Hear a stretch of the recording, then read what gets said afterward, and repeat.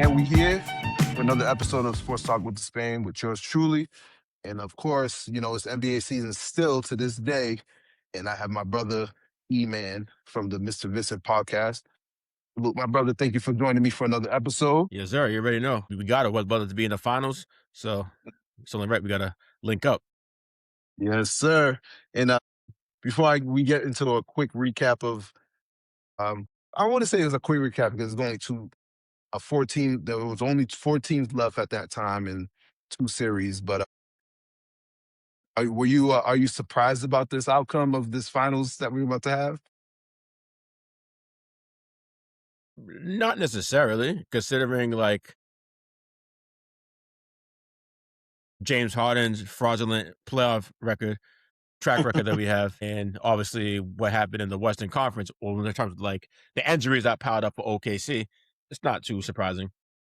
Coupled with how good San Antonio is, how advanced they are in terms of being on schedule, about a year or two ahead of schedule. So to put that with the fact that OKC was injured, not really shocked. Yeah. With that being said, I want to start off with talking about the Eastern Conference Finals.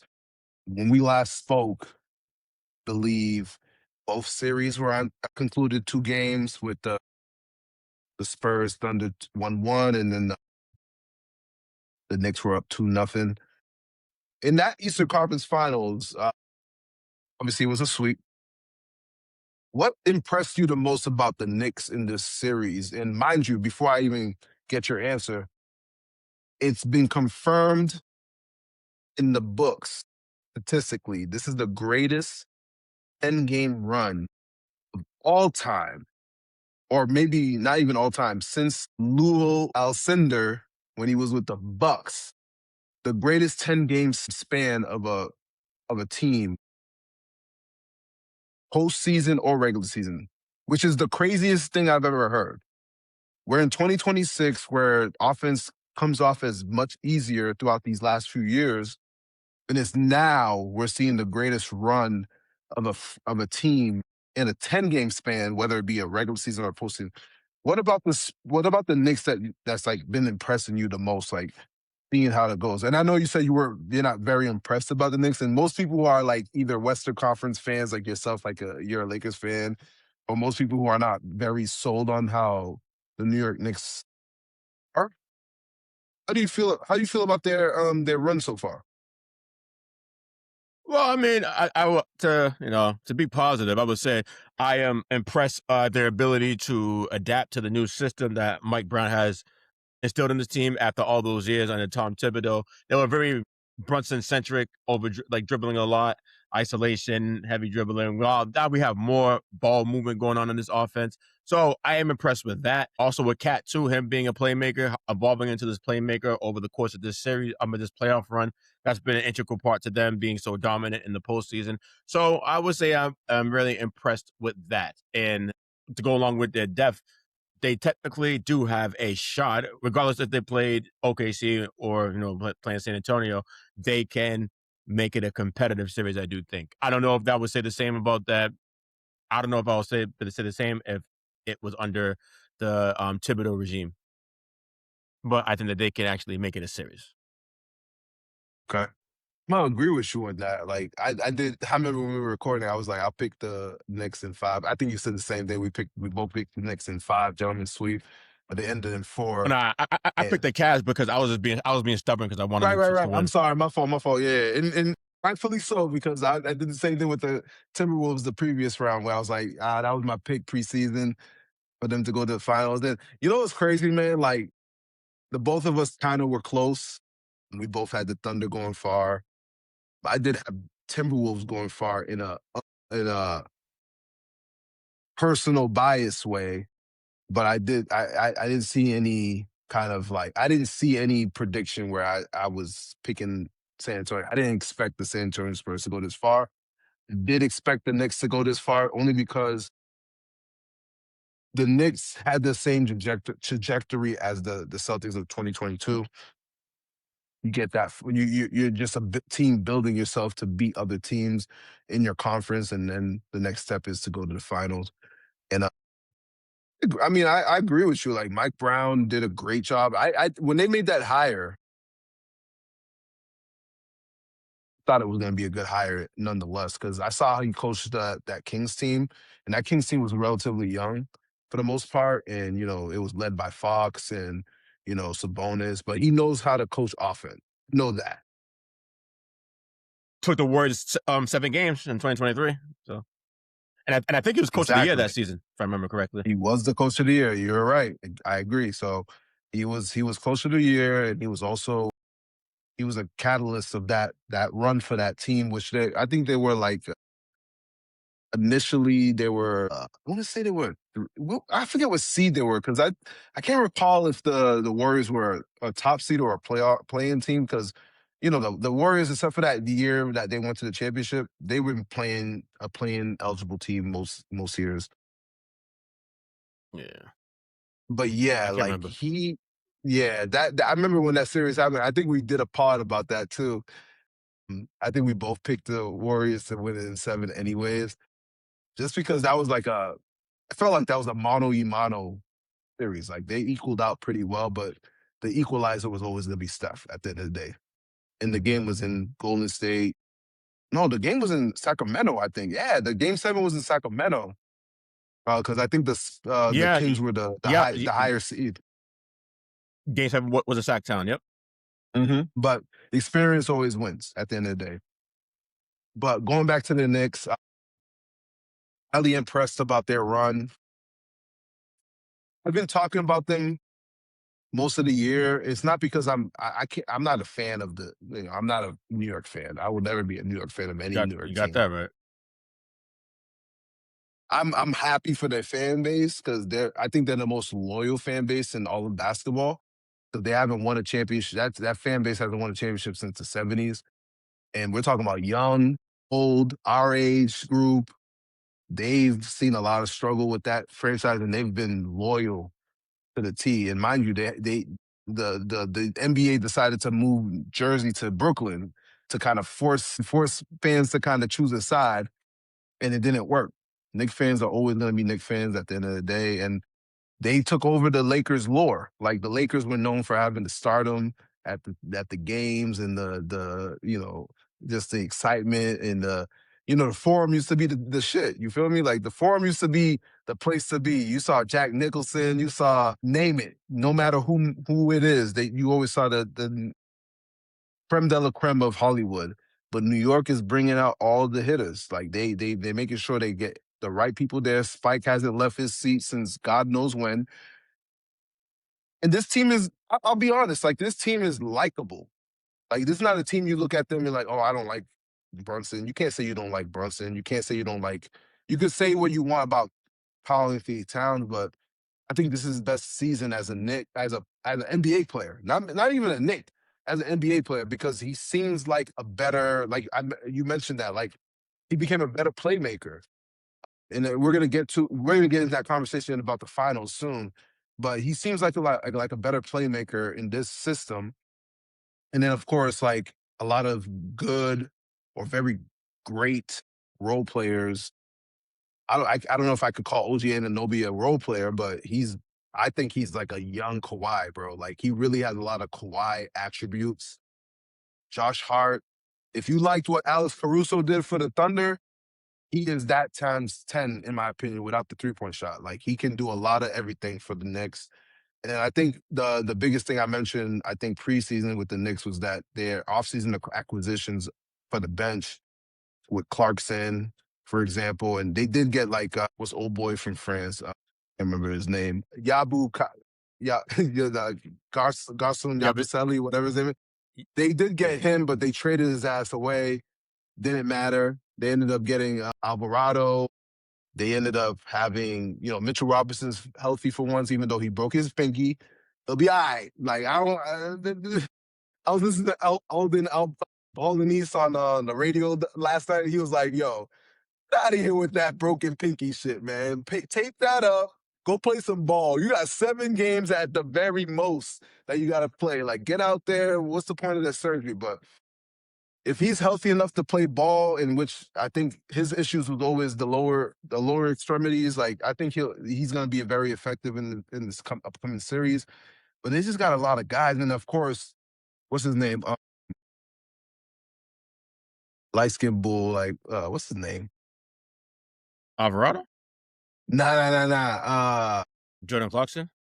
No, Landry Shamet. Shamet, yeah. Bruh. Like, are we serious right now? Landry Shamet, bro? Like, out of nowhere. That game one was won by him, and then it won the series, in And my Brunson. opinion. And Brunson, of course. Yeah, Brunson went through his Brunson burner moment, but Landry Shamet came off the bench cold and shot them threes and made them. Very, very, very a la, like, you know, what the Spurs did with some of their players. Like last night's game with frickin' Johnson, like Keldon Johnson Champagny. and bro, kidding me?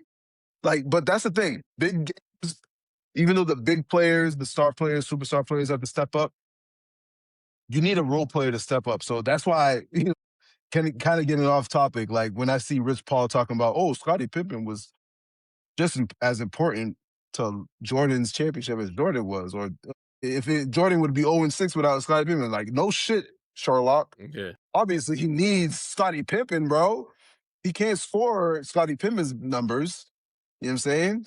Scottie was an all NBA defensive player too, but Yeah. the closer was Michael Jordan. So let's not get that messed up. But nonetheless, I absolutely agree with you on the Knicks series. I like to do this out often, but what do you see the Cavs need to do now that they made it to that next level? Like I hear you. Like the Harden fall off, the typical Harden curse, the Donovan Mitchell struggles. I don't know what happened to Evan Mobley. I don't know what happened to most of those guys there. I want to know, like, tell me what you think the Cavs need to do to further their ascending, because now they're ascending. Like, let's be honest, they've been moving up every so often, every season with Donovan Mitchell being there, and let's assume that he's going to still be there next season. What is the next step for the Cavs so they could continue to move on to the next step? They gotta get more athletic and better on the perimeter. So I would say you got to get rid of Harden or Donovan Mitchell. I would definitely choose Harden if that was me, because you just can't win when you got two guys on the perimeter who are liabilities on that side of the ball. And this NBA with all these guards that is so quick and explosive, you just set yourself up for disaster, and it puts almost pressure on the back end to come out to help out, which can lead to open shooters and everything. So I would definitely try to upgrade the guard position opposite Donovan Mitchell. And yeah, that's really it, I would think. I know they're a second apron team, which sucks because they just got swept. So they may want to look at getting rid of Mobley or Jared Allen, one of them two. I know there's some worries about Evan Mobley thinking that he hasn't really gotten better. He kind of like Harden to a lesser extent. He kind of like doesn't really rise to the occasion in the playoffs in his early career so far. So there's some worries about him. Possible something they can do, but I would definitely try to upgrade the guard spot next to Donovan Mitchell. But from my head, they look good. They look like they're going to bring everybody back. Head coach Kenny Atkinson, Donovan, James. So, well, good luck with that. And I don't think a LeBron James solves that any problems as well. For them not being LeBron James is what, will he be in his 23rd season next year or 24th? I can't remember. Mm-hmm. But he'll be like 42 years old. It's like, I don't think LeBron's going to change your fortunes this time around for Cleveland. So Yeah, I agree with you. Like, in part of me was like looking at like, okay, if they added LeBron, it makes sense. Like he's coming home, the right amount of superstars or star players in the team. He probably won't have to do much. But you said like what we're noticing now, and the more I'm listening to the rumblings, one doesn't carry himself as a guy who's just a old guy. Like, how can I explain? Remember when Karl Malone went to the Lakers? oh yeah. He was not far removed from being an all-star. Like he was an all-star the year before that. He He might probably have was. I been can't declining. remember, but he probably was. He probably was or close to it, but he wasn't declining that poorly. He was still Him, productive at that stage in his career. he was right, and him and Gary Payton, they went to the Lakers. They were chasing the chip, right? LeBron doesn't carry himself like he's Karl Malone and Gary Payton at the end of their careers. He You know what I'm doesn't. saying? He does not, and I get it, and I'm not. I get why people are like annoyed. I'm sure you as a Lakers fan are annoyed of like the circus of knowing whether or not or not knowing whether or not he's going to be a Laker or where he's going to go. Will he take a max? Will he take less? Will he help the team? I was hearing that on Fox Sports News, Fox Sports Radio last night. Is he willing to take a little bit less so the team could build around Luca? Like those things are absolutely frustrating. I get it. I understand that. And then, but on top of that, you got to understand also like league's making as much money as possible. They're making a lot of money. He's still considered a top 25 player. Still Like box the office. fact, right? The fact that he's in his 24th season, he plays better than some dudes who are considered in their prime is kind of scary. Like that's not normal, right? It's the same way we looked at Tom Brady going to Tampa Bay and still playing better than Patrick Mahomes sometimes. Like you're like, damn, he's still playing better than Patrick Mahomes, the one that we're looking at as the next guy. Like it's unfortunate that he's for a lot of people who are kind of sick of him. It's unfortunate that he hasn't declined that much. He is declining, but not a lot. He's declining in Yeah. his standards, not for the standards of typical 41-year-olds. But going back to that, like I don't know, him going to the Cavs makes a lot of sense to almost look at it now like he probably would be better off in Golden State. He'd be more willing to delegate and let Steph do Steph, and he just be the wing that they always like. The Golden State Warriors always excel when they have a good wing. But without getting too off of that, the Cavs thing, like the Cavs, yes, like there's gonna be some answers there's gonna be some questions they have to answer, I should say. We've already seen some rumors about possibly Evan Mobley swap for Chet. Two teams that are kind of creeping on that second apron. I think the Thunder will figure out their second apron situation. I don't think it's that egregious like the Celtics was.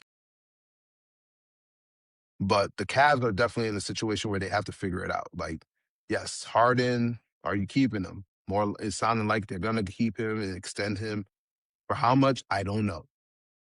Donovan Mitchell, is this the last hurrah for him with them this coming season? Because I think his contract is up after this season. I don't know. Evan Mobley is still a young player. Jared Allen, believe it or not, is still relatively young. And then they still have a pretty solid roster. The roster's not bad, but they didn't match up well against the Knicks. Absolutely not. And then the fact that they like we talked about on our last pod episode, they went 2 consecutive 7 games. Like you exhausted all your options. Once you have to put all your eggs in the basket for game sevens in 2 game 7s, it's very likely you're going to struggle the following series. It's not easy. Mm. So I'm not very sure what the Eastern Conference is going to look like next year with them, because we know there's going to be a lot of teams that are going to be hunting for opportunities. I even saw. Did you see that rumor of possibly Donovan Mitchell? Bleacher Report put that little Kind rumor. of. Yeah, I don't like. Yeah, I don't like that. It's not happening. I don't like that trade. That's a bad trade. I don't think Thunder need a 1B to Shay's 1A. Like that's not how it works for them. They need a guy. They probably need.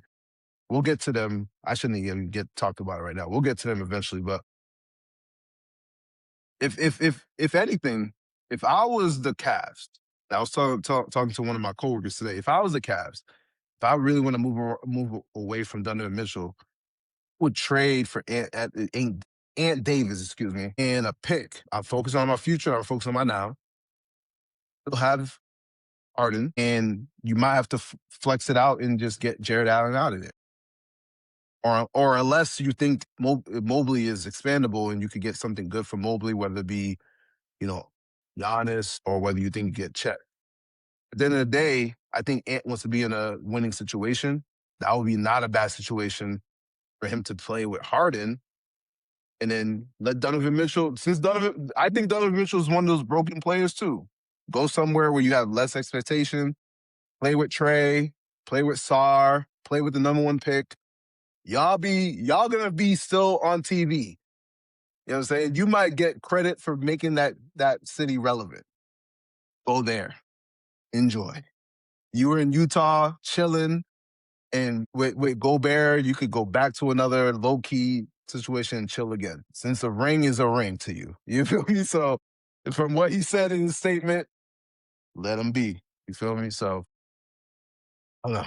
It's gonna be tough for the Cleveland Cavaliers because as much as I have a little bit of hope for them, it's kind of hard to assume they have a good situation going forward. Mm.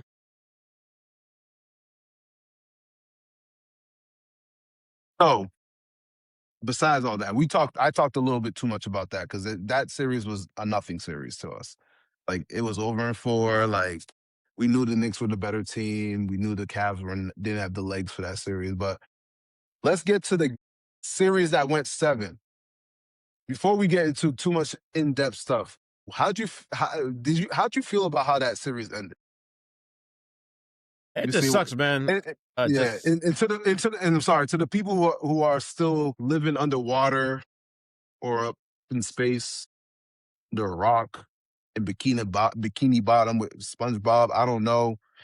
It went 7 games, folks. It went seven. Thunder, Spurs went seven. Spurs won in 7 games. I'm sorry, man. I had to just put it out there because I feel like people just be like acting like sports don't happen sometimes. They just be in their own little world. How'd you feel how that series went? it was overall, I thought it was relatively competitive series. It just sucks that there's some injuries played a part or potentially played a part in the outcome of it. But I think that's just the modern NBA nowadays with the way the game's played. When you get this deep into the season, you're gonna have some injuries. I mean, just like that happened the last several years. Some key injuries have happened along the way to get to the finals or even in the finals. So I think that's just the new reality of today's NBA. But kudos to OKC for being competitive, being without their secondary and tertiary ball handler. They put up a fight. And it was tough because, Wemby's like the ultimate, like the human eraser, like none we've ever seen before, and how much space he occupies in the paint.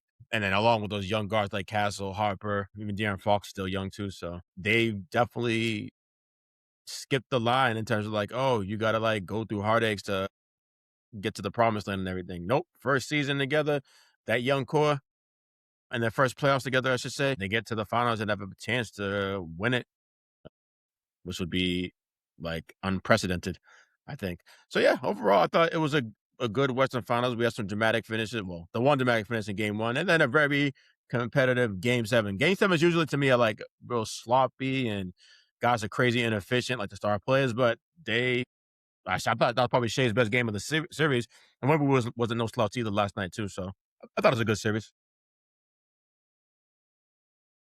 I agree with you. I mean, ultimately, and I'll be honest, and I'm not trying to be one of those people to take away a moment, but I think Game One sealed this series for them. Let's be honest, bro.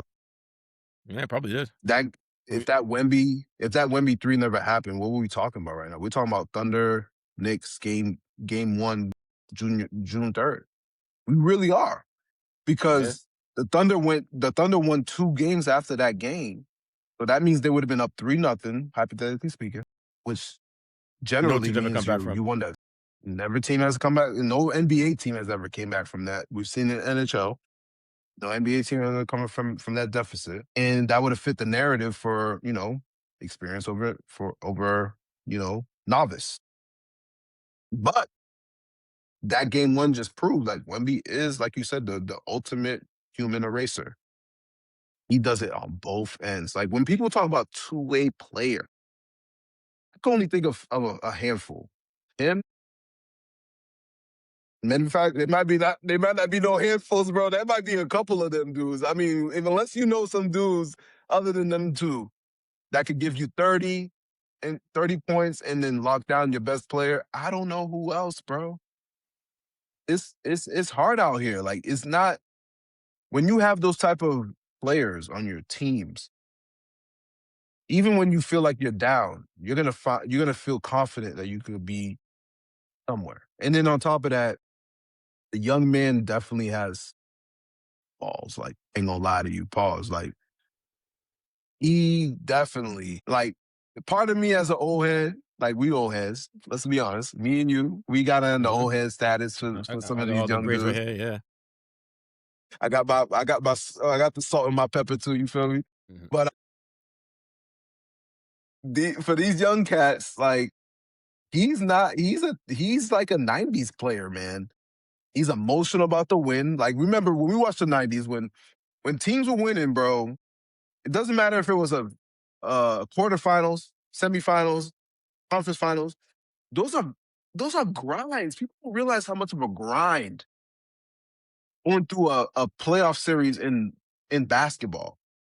Forget, I mean, the basketball NBA and the NHL are the only, I believe they're the only professional American sports that go through these long strung out series where you're physically getting imposed by the other opponent every single time. The NBA, the NFL, although it's the toughest sport to like play in because of the constant, you know, you know, strain you put in your body game by game every week. You don't have to worry about no series. In a series, for example, you saw Wemby. Wemby looked great game one. From game two to game probably five, he was getting his ass kicked. Yeah. However the Thunder needed to do it, they had to do it. Even in that Timberwolves series, he was getting his ass kicked. That's that game he got ejected maybe saved him enough energy to finish that series. But you're gonna get your ass kicked because you're gonna go at least 6 to 7 games in that series, and you got to bring it. And you only get 1 day of rest in between. And people think they think NBA basketball is like finesse. No, it's not. It's very much of it's very much of a contact sport. More than you think.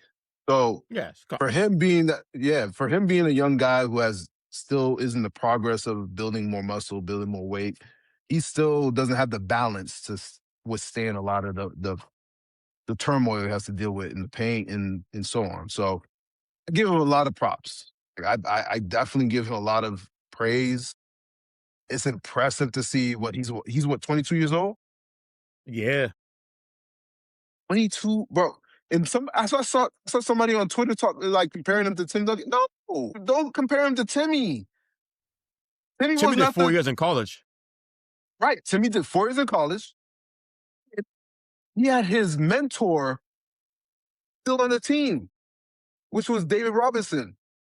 And then the team was full of veterans: Mario Elie, Avery Johnson, Sean Elliott, who was a top tier defender.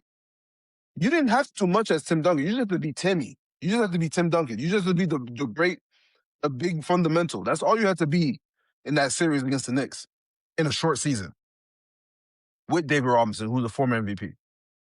Wemby is dealing with Julian Tenpenny, who got cut by the fucking Sixers. Philadelphia 76ers from McClung. You got a rookie coming off the bench who just came into the league less than a year ago. The rookie of the year is on your team. Well, he developed, but he's not even in his prime yet. Fox is playing with a high ankle sprain, right? And then you got missing somebody, and I'm mad that I'm Castle? missing that person right now. No, I mentioned Castle, I mentioned Fox, I mentioned Harper. On that homie, it's Carter Bryant kid. Carter Bryant being the 14th pick of this last draft. They just Yeah. have a young team. Cornette is coming off your bench, which shout out to Cornette. I'm not a big Cornette guy when he was on the Celtics. He had a big clutch performance in Yeah. that game Big seven. that You know what I'm big block saying? on Hartenstein. Could I Mhm. crazy momentum shift right there. So Gotta give him credit for that. Got to give credit to him for that. But yeah, Castle, Fox, and Penny, but he's leading the pack at 22 years old. That's not normal. I don't think people understand how not normal that is. Kobe didn't have to put that on his shoulders. He developed under Eddie Jones, which they ended up having to trade his ass away. You know what I'm saying? Yeah. Then he played he complimented Shaq. You know what I'm saying? Because that made sense in that time when Phil Jackson took over the team. He complimented Shaq. You know what I'm saying? Like Shaq needed Kobe as much as Kobe needed Shaq. So for those who want to make it a thing, it's never been a thing. That they needed each other. Because even when Shaq was with Orlando, he knew he needed Penny. He even said it in those documentaries. He needed Penny just as much as Penny needed him. But Penny didn't have the ego and the bravado as Kobe did. Understand? Yeah. But Wemby is a 22-year-old 7'4", 7'5" center who's never been in the playoffs ever in his life, and he's performing at this level. That's crazy to me. What? Before we get too in depth about that series, how you like that whole Wemby? I know you were like kind of like annoyed about like people's narrative on that Wemby being like top 5, whatever you want to call it. Did that change for you after the last time we talked? Took me top 5 what? Like in the league right now, you mean? I wouldn't say he's top 5, but like there was like a lot of glazing. People have been glazing him a lot. I mean, yeah. I mean, it's a little Too early. nauseating, but he is. I mean, we've never seen anything like him. I said my part. I recorded earlier, and I said on my part before too.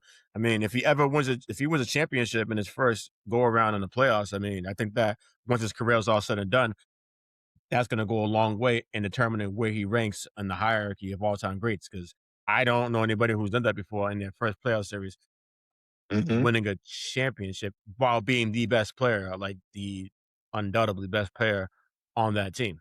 I've never seen it before. So, I mean, yeah, this is like, well, about to witness, well, potentially witness history with this. So I think we got to appreciate the greatness, no matter if we don't like the player or not, just to appreciate the greatness that they're displaying and everything. Because might probably never see anything like that. Like I feel like he's a once in a lifetime player, not a once a generation type player. He's a once in a lifetime type player with his Right. skill And set, his height, and mhm, everything. So yeah.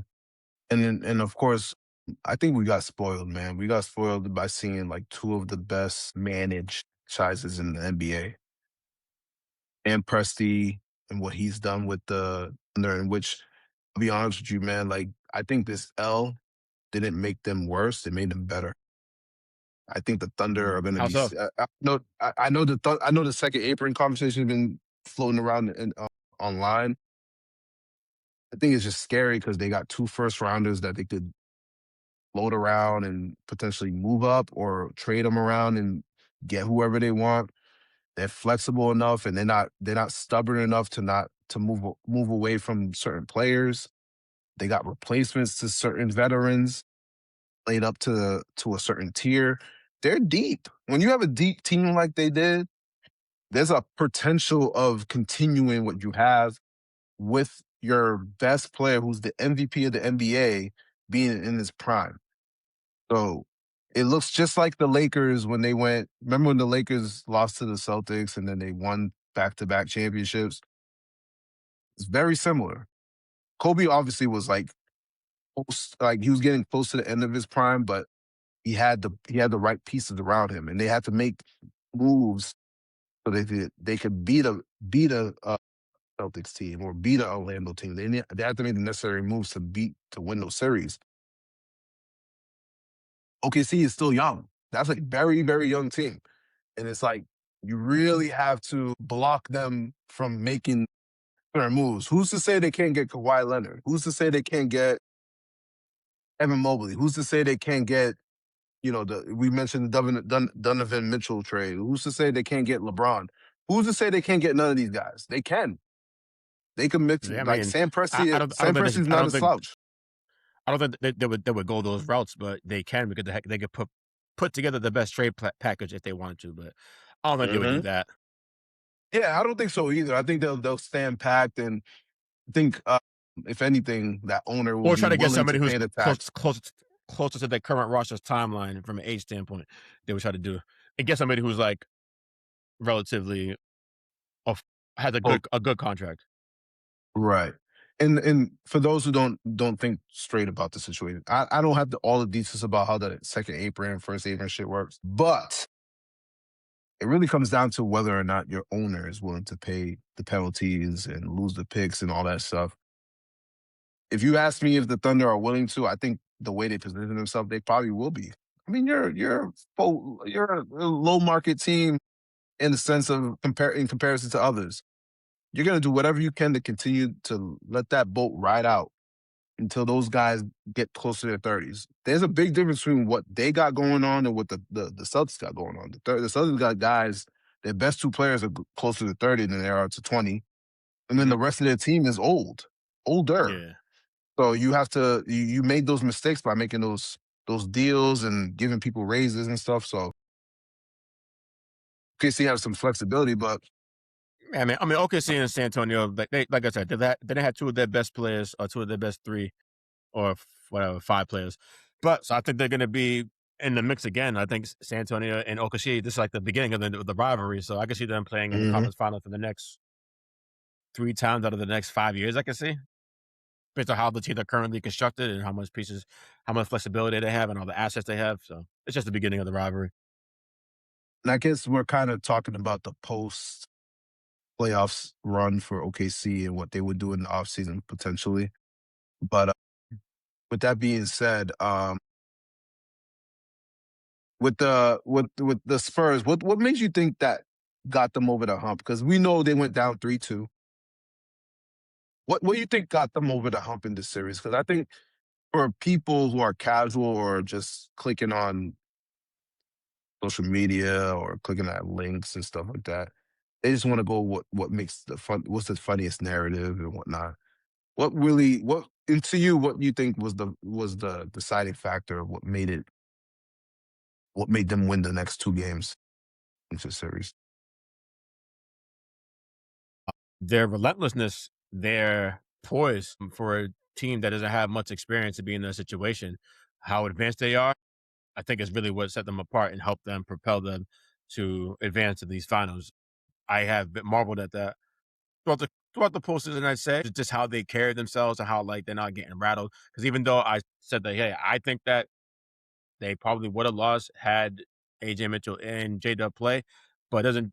But you can't knock the fact that they were in a hostile environment in Game 7 on the road, and they had so much poise and weren't getting rattled. Even when OKC was trying to like get back into the game and make it competitive, they just found a way and they just answered every single time. So I think that's what really separated them and helped them make it to the finals.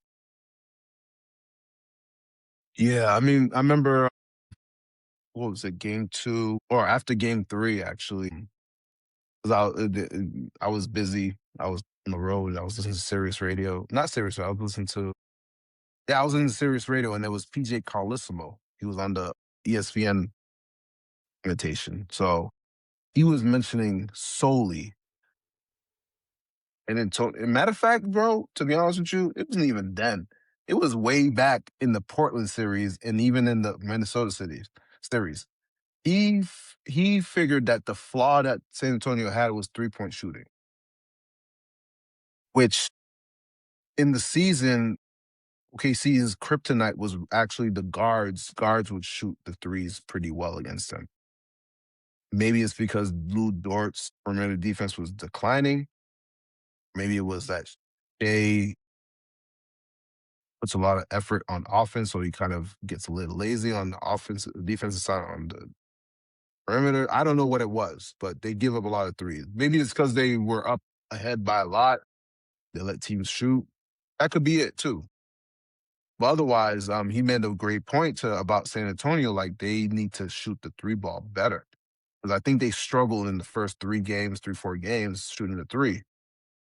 But it Yeah, looks like in the last 2 games, they shot the three lights out. Like even last night, man, tell you what, man, we hit I'm like not trying to five or discredit. six threes in the fourth quarter. I think some crazy. Not, I don't want to discredit the Spurs, bro. know the three ball is part of the game of basketball right now, heavily. That was the big difference in this game. I'll tell you that. You can't take that. You can't even look away from that. Did you expect Keldon Johnson to hit those clutch threes in the fourth quarter like that?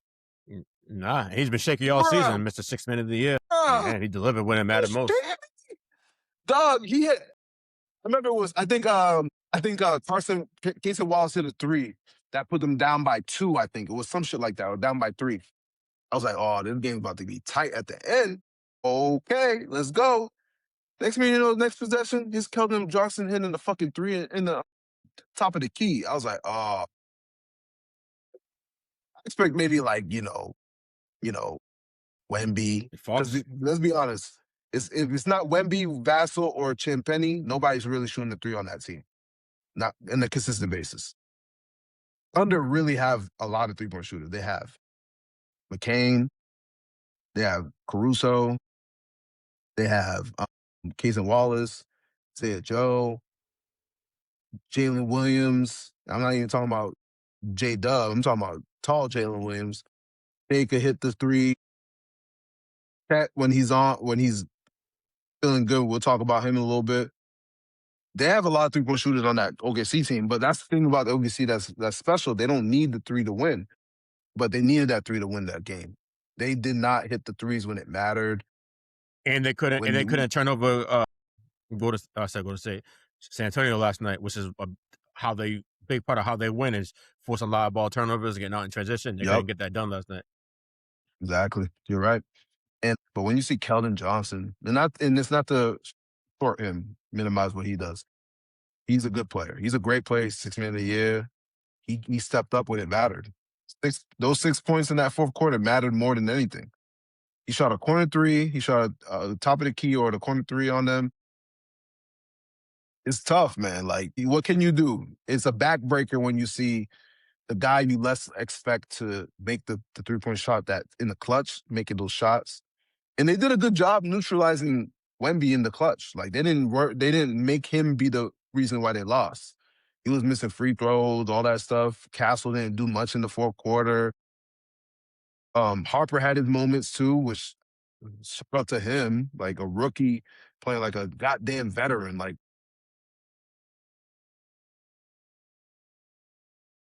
there was nobody who was gonna beat the Spurs last night. There was nobody. Let's be honest. Like the Knicks weren't beating them, weren't beating them, the Celtics weren't beating them, the fucking Thunder weren't beating them. They were just on point. And I think it was led by Wemby and his confidence and his drive and his leadership. And to be 22 years old, going back to that, like that's impressive, man. I think that's very impressive. See that, but from what we did talk about a little bit about OKC's like possible offseason, but Game 7, we know that Shai did his thing, and I have some comments to say about him, and I know you favorite Shea pretty well, and I also like Shea as well. I think he's a very great player, in my opinion. I'm not listening to the narratives too much about him, but is you don't get MVP twice by mistake. You can say what you want. Maybe people are looking at him like he's Steve Nash. I don't think that's what it is. I think Steve Nash is at least one of his MVPs were kind of spiteful MVP win, but the Chet Holmgren. God. What was that? What? And mind you, bro, I'll tell you what.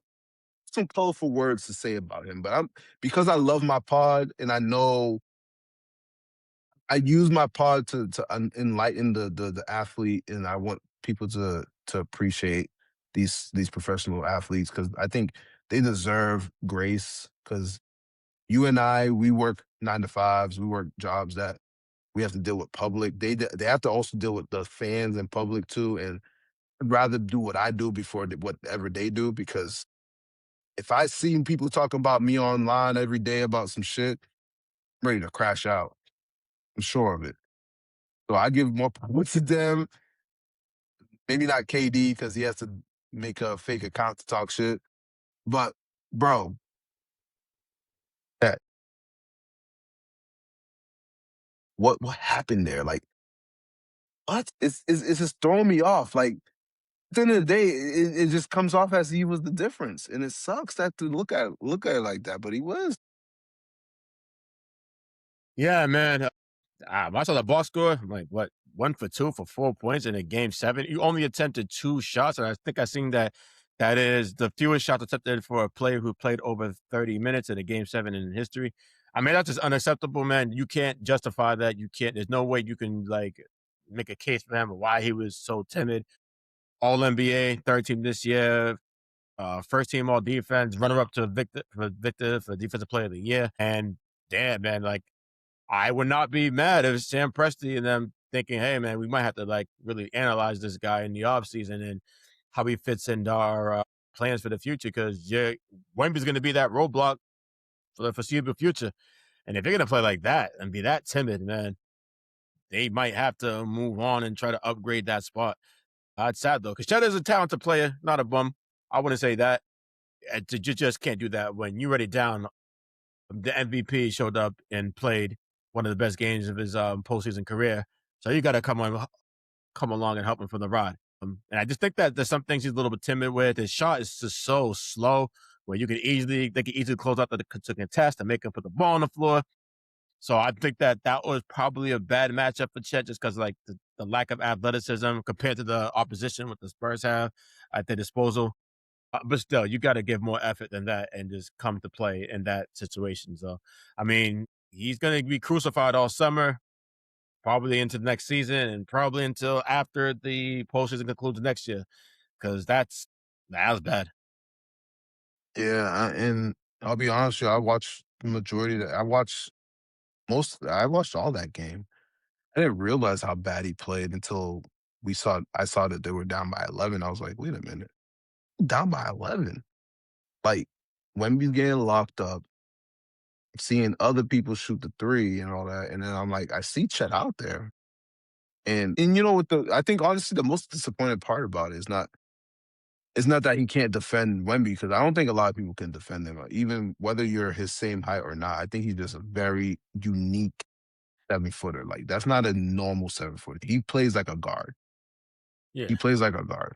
Like, let's be honest. He could shoot the three, he could dribble. Maybe the next phase of his game is like actually having better post moves and being more of a facilitator. Then that at that point he's unstoppable. We can't stop the man. Other than that, like, they didn't he like Holmgren just needed to do the easy stuff. He involved in rebounding. Like, Jalen Williams came off the bench and had double-digit rebounds. yeah, It tells me all that I need to know. Your effort level was low, and you can't shoot the three. Your three-point ball was trash. You can't shoot in the paint. You're getting blocked by your adversary. You're just looking like a little guy versus a guy close to your height. So that just shows a lot. And this is reminiscent of, like, you're a Lakers fan, reminiscent of the early 2000s when Shaq was going against dudes. Because people don't recall this. A lot of 7-footers back in the day were big. They were big. They weren't Wemby size or Chet size. They were like, we're talking about Sabonis, Chris Dudley, yeah, what's his name? Ulster Tag in Utah. yep, There was countless amount of dudes in the Western Conference that were getting beat up by Shaq, but they could handle it because they were just as big as him. Even Sean Bradley, when he was like the tallest guy in the league, he was not a slouch. You know what I'm saying?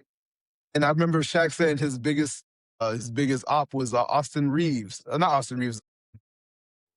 I forget his first name, but he was Reeves from I talk about Big Country. Big Country Big Country who Reeves, played for the yeah. Grizzlies. From, Yeah, from the when they were I think Vancouver it's Brian Grizzlies. Reeves. I think Brian Reeves is his name. I Brian think. Reeves, yes, that's his name. Thank you, thank you, thank you. Brian Reeves was his biggest op because he had he had a hard time beating him in the paint. But it's like, Yeah, because all 7-footers were big dudes. Now 7-footers are just athletic because they came up as guards. They were playing with the ball a lot. They didn't need to be in the paint. They were shooting a lot of threes. So for Chet,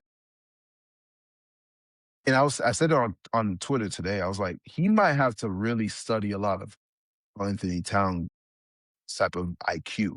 I'm not saying he needs to replicate his game per se, but the IQ, because I think Anthony Towns became a much better basketball player this season. Out of the fouls that he had during the regular season, his postseason has been flawless. Let me be honest. Like, I'm not a big Anthony Towns guy. He's played his ass off this postseason. I'll give him that. I think Chet needs to attribute his game to him because I think Cat's IQ is so good in the offensive side. You can't game plan for it. He can shoot the three if he wants to. He can shoot the mid if he wants to. He can shoot in the paint if he wants to. He can find the best.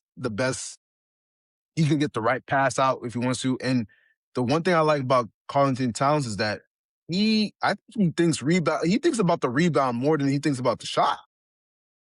He's like, I think Brunson's gonna miss a shot. I'm about to get this fucking rebound. He's not he gets involved. I think he led the league in double doubles. And we're talking about the quote unquote soft player. You can't be that soft of a player if you're like getting rebounds amongst other 7-footers, in my opinion. You know what I'm saying? So Yeah. I think Chet just needs to get in the lab. I don't think they need to give up on him. They could keep him and just make it work. That team should stay as it is and maybe add another piece because they're gonna lose a couple guys. Yeah. But They're probably gonna lose Lou he, Dort, I think. Casey Wallace is gonna start. Probably gonna lose either, maybe both, but either Aaron Wiggins or Isaiah Joe, who fell out of the rotation for the most part in these postseason. So it's gonna be interesting to see what they're gonna look like when they come back next You season. just made a good point about somebody. Lou Dort, my Haitian brother. The ride has ended, man. I'm sorry. You are absolutely a red flag. I love Lou Dort. I think he's gonna be great for a team. He's like a Marcus Smart. He's really like a Marcus Smart. He's great. He'll be great role player for like a veteran led team.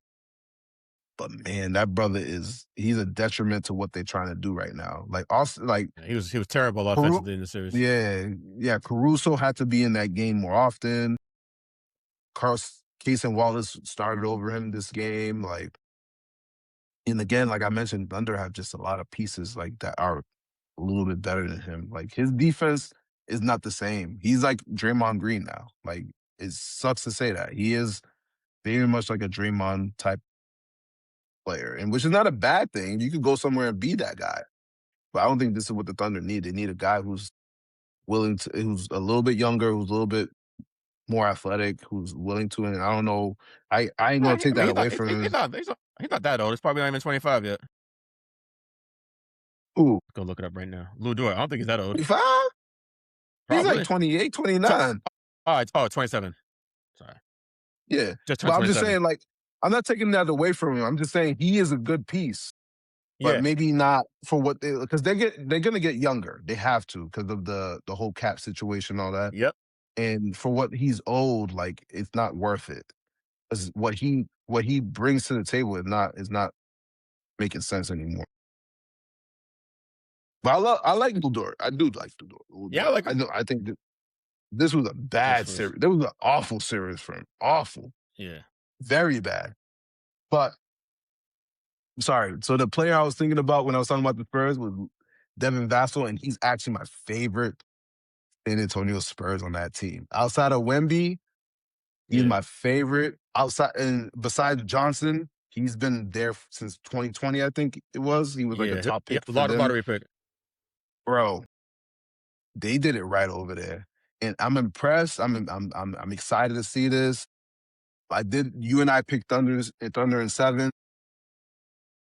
Got him in 6, but Oh, you well, I said 6 too, but I was like, I could see 6 or 7. I was like, maybe 7. Just to get out. So to end that conversation about that series, must say this just to kind of like about it because it's a talking point, and I'll let you talk about it as well. Hey, I love Shea as a player. I love him as MVP. I don't have no problem with any of the narrative that's going around about him because I think it's like forced narrative because people like to talk about whatever's on social media. Like I know it's true because I see like women talk about it, men talk about it who don't watch a lot of sports. Talk about his yeah. foul baiting, this is flopping. The casuals. exactly. And I was happy that, and I know you're not a big Draymond person, but I was happy he talked about it too, Oh no, because he's I a seen that clip. Yeah, and I'm happy he brought it up because he plays currently. He knows what it looks like to be foul baiting, and I think it's unfortunate people taking away his excellence. And like Draymond said, it's not a mistake you get MVP. MVP is not just about how you score or how you do this. Like, it's your influence to that team. Your team is the best team in the league. You are the game changer. I can't give you the numbers right now because it's like I don't want to do that right now. But how many times did he not play in the fourth quarter and he had 30 points?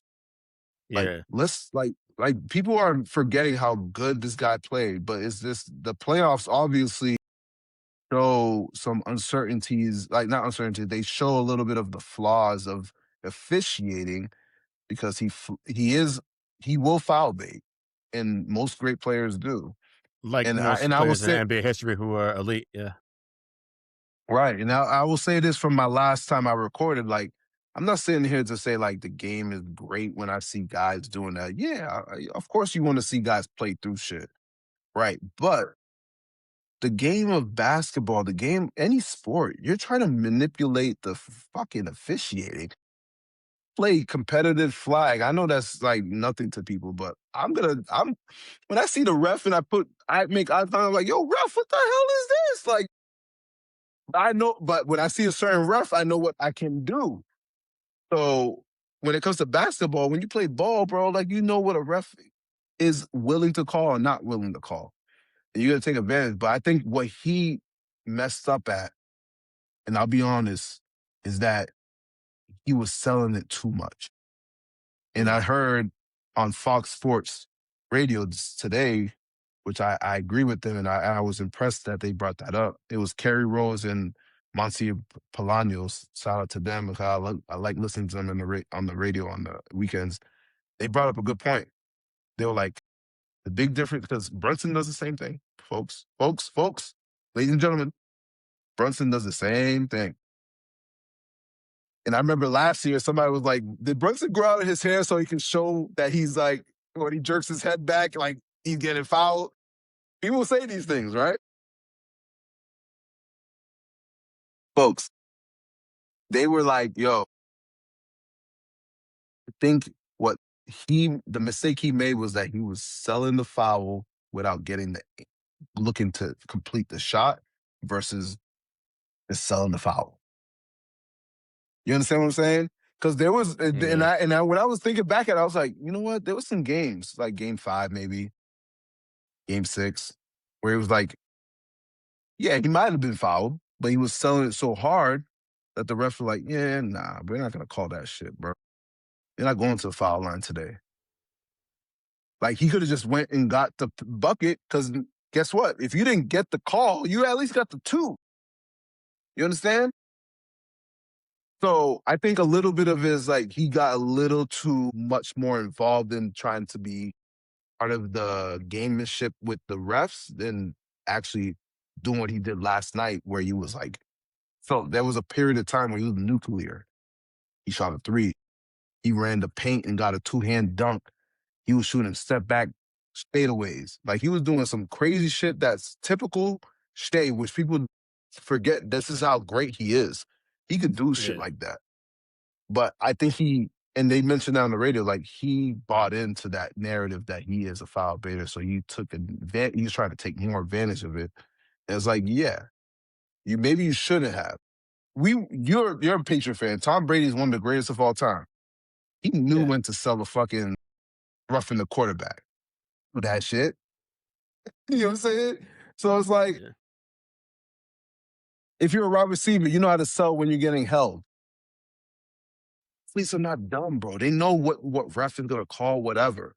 And then they get, the times they get frustrated because, oh, you choosing not to call that? I see you, my boy. I'm gonna be upset. But I think kind of affected them slightly by not really staying true to what he does, because I know he's that good. He doesn't need all Mhm. that, but he did it.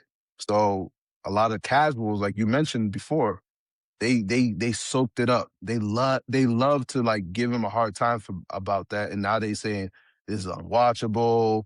I don't like this game. This is the game I love. They're killing it. I'm sitting there like, bruh, do you guys know this is the same guy, same team that won the championship last year that you guys were celebrating? Now it's a big deal for you because Wemby and his team are quote unquote not foul baited, which they are, but they're quote unquote not foul baited. Like, come on, dog. It's all about narrative and how you prefer it. You know what I'm saying? So I don't know, man. I know you're big on Shai, and he's not a Laker, so I'm sure you're the way you look at it is not because you're biased. It's because you actually understand ball. You love ball. You know what you're watching. I don't know. I'll Yeah, give you I mean, the words on how you want to depict how this whole thing went through, and we'll talk about the preview of the finals. nah, I mean that's my favorite player in the league right now. He's a throwback player. He reminds me of my favorite players of all time. Mike, Kobe. The mid-range game, I think, is the best mid-range player since those two guys in the league. Yeah, I mean, yes.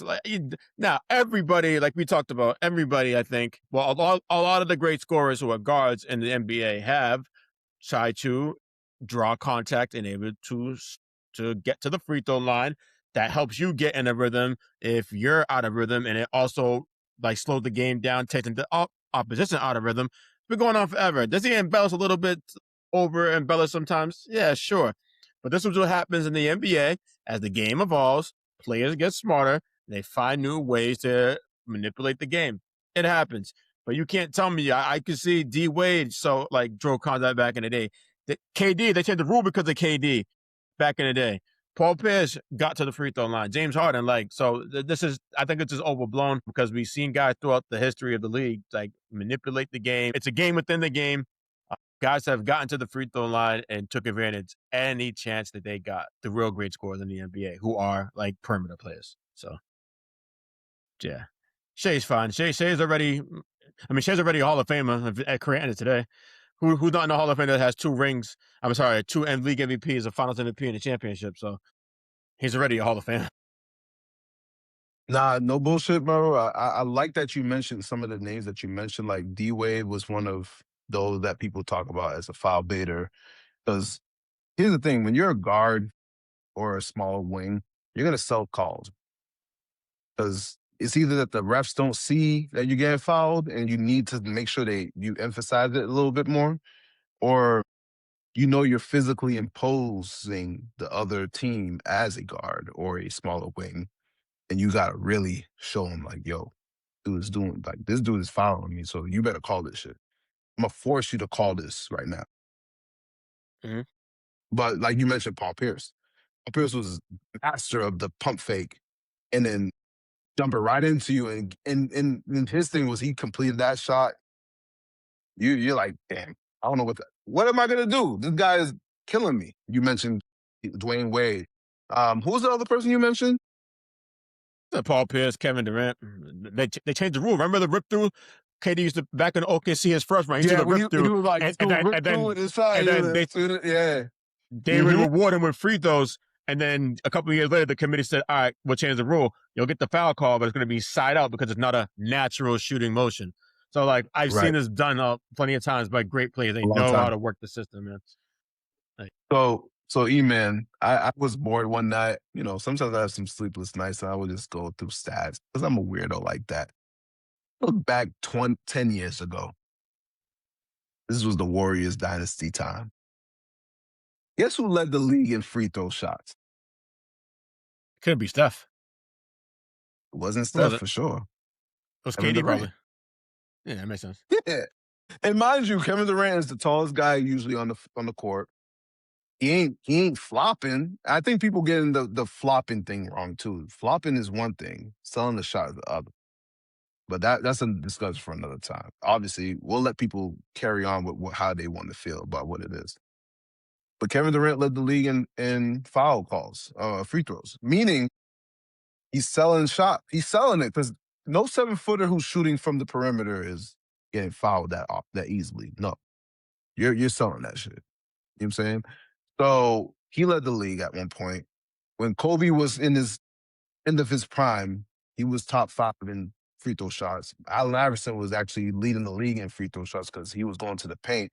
When you go to the paint, it's almost a guarantee you're gonna be getting calls. If anything, if you want to be judgmental about how Shai's game is, he probably sells it too hard. And that's fair. You could say that. But he's still getting fouled. Like Yeah. Castle's a great defender. I love Castle's game. But he's been fouling the whole fucking series. He was fouling the series before that. Yeah. But to be a great defender, you're gonna get a lot of foul calls on you. You understand? Especially So when you're aggressive like he is. Yeah. exactly. So and then matter of fact, Wemby missed most of the end of the fourth quarter because he was at 5 fouls. He Yeah. fouled. He's a center. It happens. Get what the fans want. What do you want? Do you want a game where they just don't call fouls? Because I've addressed it before. I've told you too on a podcast before. Don't call anything at this point. Let the refs just call technicals, flagrants, and egregious calls. Oh, the marginal, let Mm. it be. Let's see how people feel. Because guess what? The fans will still complain. It doesn't matter. But you know why people are so up in arms? Because they know there's sports gambling involved. There've been accusations of possible things because of Donaghy. There's been other refs been involved. So the refs are the issue, obviously, but you can't replace the refs. The human element of basketball is what makes the game so great. We played high school ball. We played recreational ball. They have referees who make no money whatsoever. They still officiate the hell out of the games. You know what I'm saying? It is what it is. I hate to compare them to police officers, but police officers, this is a human element for them too. You know what I'm saying? Respectfully, like they do their job. Is it right? Do we think it's right? No. Most times I don't feel like they're right, but they have to do their job. It is what it is. NFL, hockey, and basketball, the officiating is always going to be questioned because the fans get better opportunities to see all angles. I don't get that. If I'm a ref, I ain't getting that. I see one time. Unless somebody does a fucking challenge call, I see it the one time. I'm just trusting my eyes. You know what I'm saying? And that's why Yeah. that's why I did compare it to officers. Like police officers got that one moment, they saw that, and they have to trust their belief in that moment. Until you unfortunately go to court or it's in social media, there's a bunch of videos and all that. It is what it is. You lost at that point if you were wrong. But it's like we're in a time where there's a lot of cameras. But yeah, obviously officiating looks more flawed. But who are we to say? If you and I were referees, we'd probably be wrong half the time. You know what I'm saying? Just because we can't. The game's too fast. The game's too quick. The game's too aggressive. We may not pick up on things in real time all the time. So it's not for me to condone or excuse officiating. It's more for me to make people understand, like, we just can't be irrational just to be irrational because it fits our narrative or it supports who we care about. You know what I'm saying? That's why I didn't really like the whole Jaylen Brown ranting because it made it easy for other fans, especially Celtics fans, to be like, see, Jaylen Brown even said it too. So we want to say it with him. No, Yeah. Jaylen Brown's talking out of he's being emotional. You know what I'm saying? Because he's not in the right. And he probably won games because of the refs not calling something against him or against the other team, or not calling it against him, but calling it against the other team. So I don't know. Like, I'm sure next season, Shea will change how he approaches the game of basketball and not because he's too good to I doubt be. it. Look, you think so? You doubt it for real? They could play the same way. Why would he change for? But I'm saying, like, he's that good though, bro. He's Yeah, a no. great player. He doesn't need to sell a he doesn't need to be at the free throw line. He could get 30 right up the free throw line. I know that. I've seen it. We've seen it. We've seen that Yeah. man get 30 without the free throw line. But people believe he needs the free throw line to get 30. That's the point I'm trying to make. Yeah.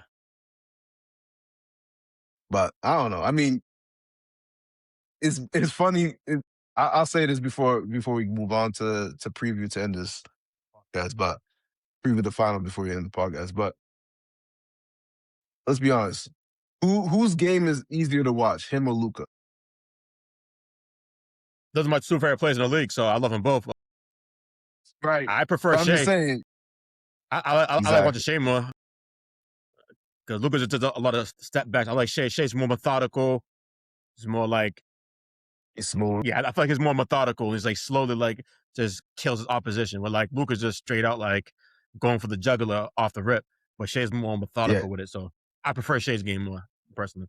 Yeah. Luka's like a man with a machete, and Shai is like a man with a kitchen knife. He is death by 1,000 cuts. But also keep in mind, Shai off rip is an inside out player. Luka will start a game by shooting a long range three, and if he don't get his foul call, the thing I don't, I'll tell you this thing about Luka I don't like He's complaining. Yeah, that. same here. There you go. Jay doesn't do a lot of that. He Doesn't will do it do at like all. one of these and he'll go back on defense. So he doesn't really do that. So if for those who complain about him, I hope y'all just try to find a way to appreciate that he's not a typical NBA player that's sitting there like LeBron. I've seen LeBron do it so many times playing for the Lakers. Like he'll complain about not getting a call. He's still down there complaining to a ref falling on his ass. Like I'm like, bro, get on defense, dog. You're killing your team right now. Him and Austin Reeves, they'll do the same crap. I'm like, you can't have three of those type of players on one team, bro. That's not how this shit works. But anyways, we'll move on from my rant. I'm sorry I had to do that, but I feel like that was necessary because I know that was like a talking point of a lot of people right now. The NBA Finals is the Knicks versus the San Antonio Spurs. Game one is going to be in San Antonio on Wednesday. What I want to do here is two things. We're going to compare the starting fives, and I want you to predict who you got winning and why. So we have the projected starting five is Wembanyama, Vassell, Champagny, Fox, and Castle on the Spurs. And then we have on the Knicks, Carlton Towns, OG Anunoby, Josh Hart, Jalen Brunson, and why is this next person gettable right now? Annoyed. I'm thinking about the whole Knicks roster. It's been a while since I've seen them play. But out of those two, let me look at this star five real quick. But before we get into that part of the segment I'm trying to give you, now that we know the matchups of the two series of the series, who you got winning the series and why? I'm going with the Spurs in 6. I just think that this is going to be a level up, or maybe several levels from what the Knicks seen in the Eastern Conference. And the fact that I feel like they can, because when I had OKC playing the Knicks in the finals, I do think that San Antonio poses the same problem, plus Wemby presence for the Knicks, whereas Brunson, I think, is going to be not bad, like numbers wise, but he's not going to be efficient. I can see him shooting 40 to 52% from the field in the series just because of all the bodies they had to throw at him, like a Castle, like a Harper, Carter Bryant, that they have a lot of bodies to throw at him, rotate, that's going to like make him struggle and wear him down as the series progresses. And if he does able to get by them, and it's not like he's blazing fast, like they have the foot speed to keep up with him too. And if he's able to get by there, you got Wemby lurking back there and everything, so he's going to make you think twice. And it's not like and I don't think they're going to try to like double team him like they did Shai. And he's not, because like he's not even like the playmaker that Shai is, I think, at this point. So I don't think they're gonna try to double team and get the ball in his hands. So yeah, I think that's gonna play that's the main reason why I think I got the Spurs to win in 6.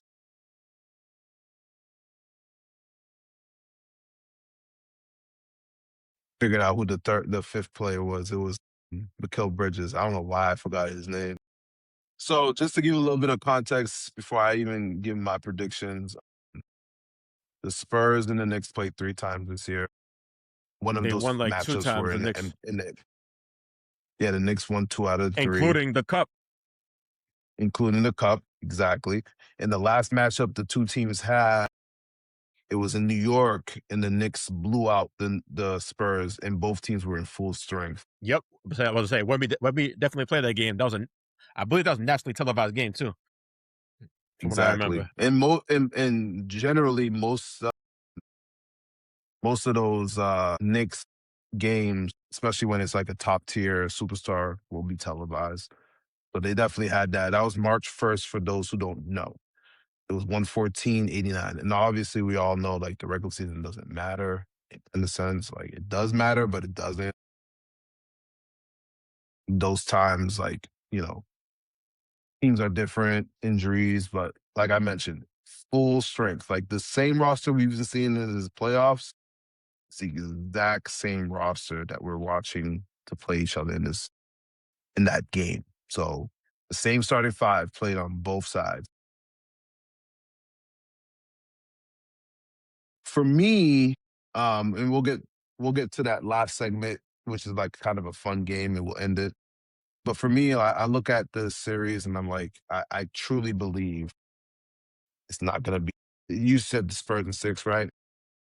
I think I got the Knicks in 6. And mind you, I'm not a Knicks guy. I like the team. I do like the players in that team. I'm big on Brunson. It's something about a small shooting guard, point guard, whatever you want to call it, gives me that Allen Iverson feel, that you know that it's just the guy who's holding it down. And I know like what's her name from the Las Vegas Aces coach. She was like, he Yeah, said that Peggy a Hammond. couple years ago. Yeah, Becky Hammond was like, "Yo, there's no team that could win with a small guard." And I was like, "Yeah, I mean, I know people don't consider Steph a small guard, but he's relatively small for a guard. Even at 6'3", He's not the biggest guard in the world, but he's pretty small. He's no different. Size wise, I think he looks no different than Chris Paul, in my opinion. Not to say Chris Paul won anything, but Jalen Brunson does not need to be the number 1 guy on this series. He doesn't need to. But we know and we've seen Jalen Brunson being the clutch player of the year. We've seen him play clutch minutes. We've seen him in that game 1 against Cleveland. And if we're talking about, oh, well, Wemby, you could say Wemby, sure. From what I heard and I saw, Wemby, when he goes against OG Anunoby, he has the worst numbers in his career.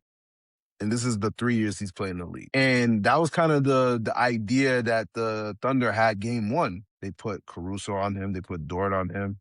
They figured like a smaller person who was more stout could hold themselves well against him, but then he was physically imposing, so they had to change the game plan. Obviously, another tall guy is not going to fix it. You have to have double bigs and be effective. They can't be playing undisciplined.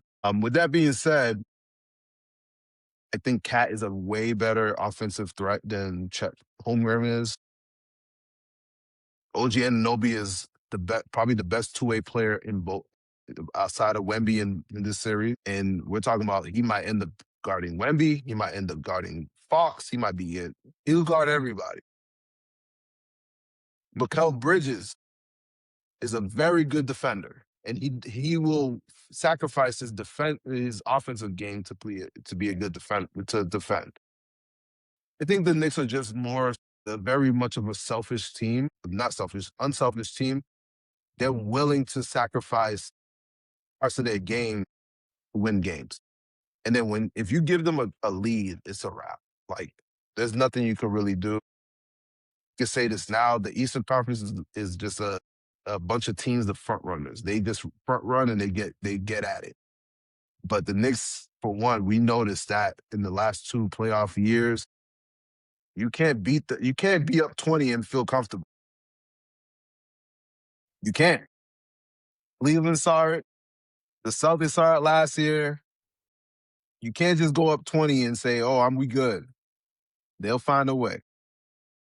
And I think their bench got better this year. And then I think Mitchell Robinson, if he doesn't cry about his pinky, he'll be fine. I think he's an equalizer. He matches one-on-one with Cornette. Those Wemby minutes, those Wemby on the bench minutes are going to be very big, crucial for the Knicks.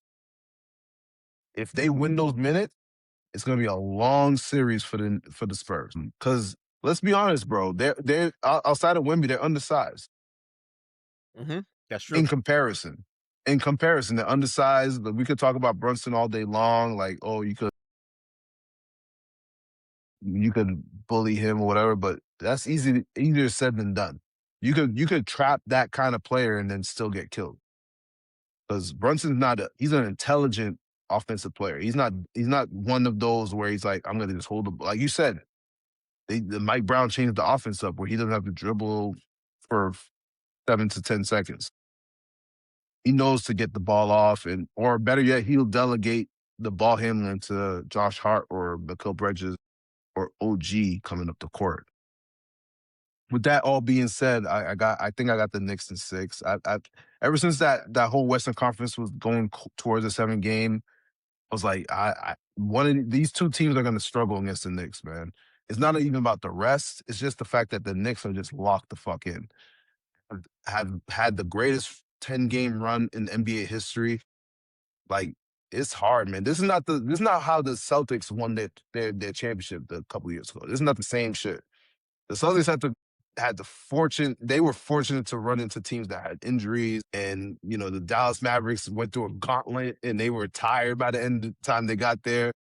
And the Celtics were already expected to win. So it was easy for them to kind of seal the deal. But the Knicks, nobody had the Knicks going to the finals, bro. Nobody. The Celtics were favored. The Yeah. Philadelphia Sixers, they were saying that was going 7. People had the Cavs. I'm sorry, bro, but you had the Cavs. But some people had the Cavs going further. And even I had the Cavs going further. Not expecting the Knicks to really make it that far, but it's like, it's going to be tough, man. I mean, the Spurs really need Wemby to be, like, he cannot be normal. He has to be he truly has to be an alien in this series. And I don't know if he can sustain physicality, because say what you want about Karl-Anthony Towns, I think he's very much more physically imposing than Chet Holmgren is. Oh, but who wasn't? Exactly. So, and because Hartenstein gave him a lot of fits in the series, and Thunder just couldn't put Hartenstein out there for a lot of minutes because of the foul troubles. And unless Karl-Anthony Towns gets into foul trouble, it's gonna be tough for the Spurs to beat them in the 7-game series. So I don't know. So it looks like we're both going opposite ends in 6 games. But I'm gonna name off the matchups before we end this podcast, and you tell me who you prefer in those matchups. So I'm gonna start off with Brunson. And this is only starting 5. I'm not gonna go into the benches or anything, but starting 5. Brunson, Castle, who you got? Probably go Castle, just because his impact on the defensive end. I don't think he's not better. I'm not saying he's better than Brunson at this point in career, but what I see him do in his playoffs on the defensive side of the ball, I probably would lean towards Castle. I'm gonna go with Brunson only because I feel like he just has the veteran, savvy in those situations. He knows how to, like, in again, citing Kerry Rhodes and Balonso Sports News. They made a good point. Like, Brunson will sell the calls but get the and ones. So he'll find his buckets in those situations. So I'm gonna go with Brunson on that. Mikal Bridges, De'Aaron Fox. Mikal. You got Mikal? Yeah. Healthier. Yeah. So I'll Durable. go him. Yeah. Durable. You never know. He might re-aggravate that ankle sprain he's dealing with. Kudos to him for playing with it and everything. But I go with Mikal Bridges. And I'll give him the experience nod too, because this is his second finals appearance, because he did play in the finals when the Suns played the Bucks. That's 2022, I think. Mm-hmm. Yeah, so. Yeah. I'm gonna go with Mikal. I'm gonna go with Fox only because he's the veteran of that 5. With this, what today is the 31st. They ended last night. They have 4 days, nights, whatever you want to call it. Ample amount of time to kind of recover. He'll do everything he can to be back to close to 100%. So I feel like he's going to be more effective in this series than he was, unless he re-aggravates that ankle injury, like you mentioned. I have a trust in him to, because I think that's a piece that's very underrated. If he really truly, if he lives up to his standard, it's going to be tough for the Knicks, in my opinion, because I think they missed out on his scoring possibility, his scoring ability that whole Thunder series, especially with the Thunder being undermanned with no Jalen Williams and AJ Mitchell. Him being hampered and not living up to, like, scoring up to his potential definitely left the Spurs short. But if he's healthy enough in this series, it could be a big problem for the Knicks. OG Anunoby, Devin, OG. I gotta go OG there. That's no brainer. Arguably, he's probably been. You can say before he got injured with his hamstring issue he was probably the best player for the Knicks in this postseason. So I would go with him, and then the impact he has on both ends of the court. I'll go to OG. I'm gonna go with OG as well, and also OG is a championship. He won the championship with Yeah, he did. Toronto Raptors. He was a younger player Wait, then, did but did, did, did he you get know, hurt in that series? I don't think he played that year. I man, think he got he hurt. played in the playoffs, but he may have not played in that series. But Yeah. let's be honest, like he got mentored pretty well by like Kawhi. His game is very Kawhi like. Like you can see how he plays. It's like very much like how Kawhi plays. Like Kawhi has that occasional three, and when Kawhi feels good, he shoots a three often. Inside out game, and he has the stamina and the strength to play on both ends effectively at all time. And he could defend 1 through 5, just like Kawhi can. So Yeah, so I just confirmed. yes, Yeah, he didn't play in the final. He didn't play in the finals. didn't He play in got the hurt. final, but he been in those rooms. He knows how it looks like, what it sounds like. It's not like his first rodeo. So at least they have a little bit of an experience with him in there. And mind you, ladies and gentlemen, I believe Cornette and Harrison Barnes are the only players on the Champions of the Spurs team. with finals experience. And then on the Knicks, it was only OG and Jordan Clarkson, correct me if I'm wrong, that have And Mikal. finals experiences. And Mikal Bridges, excuse me, that have finals experience of any sort. The next two I have is Penny and Josh Hart. Who you got? Probably go with Josh Hart. I like his motor more. So, and you talk about it kind of similar to Caruso in a sense. So I would go with Josh Hart in this. Yeah, I'm gonna go with Josh Hart as well because like he's such a wild card. Him and Shampenny are. I did compare him to Caruso. You're right. But him and Shampenny have a lot of similarities. Like this is like a super try hard role player. I can shoot the three. Shampenny shoots a better three ball. He puts a lot of effort in the rebounds in the when he's like off ball. Like he gets crushing the boards pretty well. I wouldn't say he's the best defender on the team because he's playing. It's funny enough, like when the starter five I'm giving you, their power forward is technically Champagny, whereas the power forward for the Knicks is technically OG and Anunoby. But Yeah. with this modern NBA, everybody's interchangeable. But yeah, Champagny, when he's on and when he's effective, and I think the advantage for the Spurs right now because they're starting the series at home, the role players will play better, even if it's not game one, it's game two. Champagny, I like his game, man. Like if he was on the Celtics, I'd be happy. Like, that's a perfect Celtics player. He's a serviceable defender, get rebounds, shoot the three, knows when to be effective in the paint. Like, he's not one of those guys that just want to sit in the corner. He wants to get involved. So I like Champagne's game, but Josh Hart is really a professional's professional.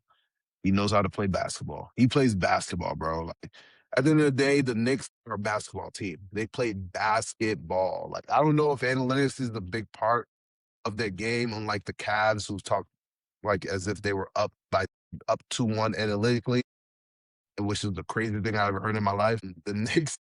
Are the Knicks really play up to being a basketball team. That's just what they are. But last but not least, Karl Anthony Towns, Wemby. I know what the answer is for both of us. It's Wemby. So I don't need you to answer, bro. We answer the same dude, but it's Wemby. Nobody can really. There's no defending 6'5", 7'5". That man can shoot when the man shoots a three efficiently. He's somewhat unstoppable. I think his biggest flaw is that he can't finish in the paint, which is insane to me sometimes. But when it's because he gets tired. When he gets a little tired, what people don't understand is it's one thing when your legs are tired. When your brain is tired, you're not gonna do things normal. You know what I'm saying? You're not gonna make a layup. You're gonna miss easy bunnies. You're gonna miss a block. Like, you're not gonna make rebounds. I think if anything, Karl Anthony Towns got him on the effort side when it comes to like getting rebounds. I wouldn't be surprised if I had to put money on it right now in the series. I'd say Karl Anthony Towns will beat him out in rebounds per game. Only because Anthony Towns knows what his how he contributes to this Knicks team versus what Wemby does. Wemby is not really involved in the rebounding. He doesn't box out that well. His rebounds come from him missing his own shot sometimes, or just, 7'5". What can you do? But he can get pushed around, and that's for sure. Like, we can't excuse that whatsoever. He does get pushed around pretty easily. So looks like from what we just talked about, 3 out of the 5 in the Knicks starting 5 would be well, for me at least. You pick Castle over Brunson. But I think that's still 3 out of 5. You pick what? You pick Castle and Yeah. yeah, okay, so I got 4 out of 5.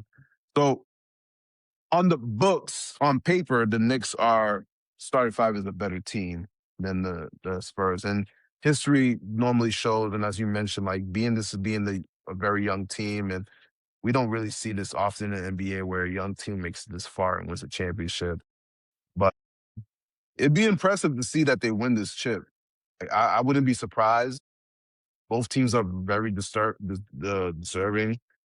It will be a great revenge spot for a lot of people who are into betting for the Spurs because they lost that NBA Cup.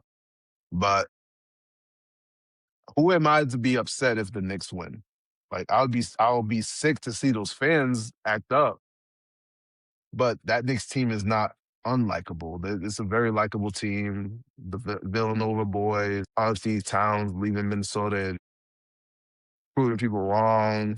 There's a lot of good narratives on the Knicks side, and then we have the Spurs. There's a lot of good narratives there with, Harrison Barnes being the veteran, coming off the bench, and Wemby being in his third year, which was his only full season as an NBA player.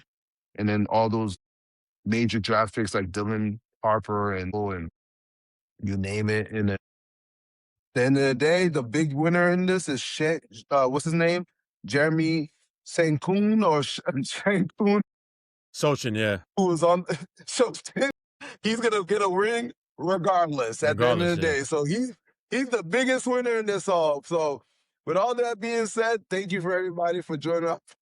He's a winner. We're winning. We're winning because we're gonna get a good finals.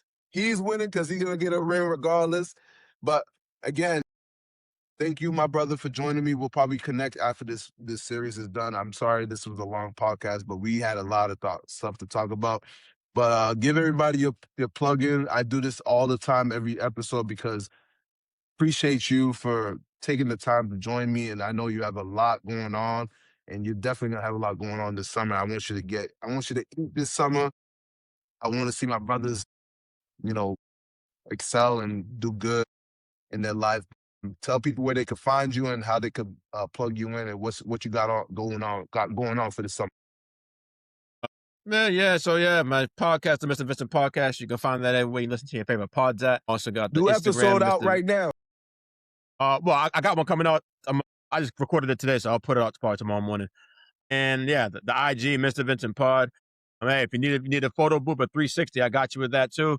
For your events, it's summertime, so not a lot of people having functions. So Mr. V's Party Supplies on IG. You can follow me there.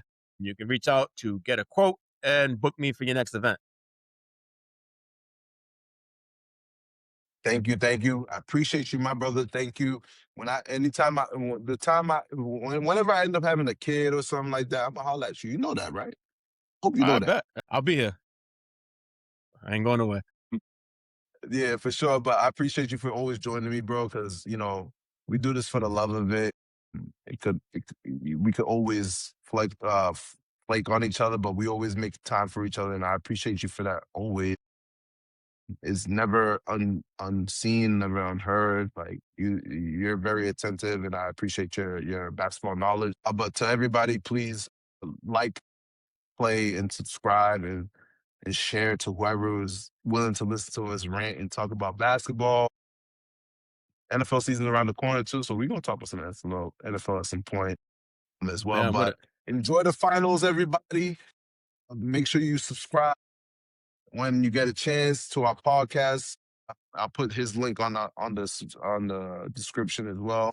Till next time, man. Yes, sir, my guy.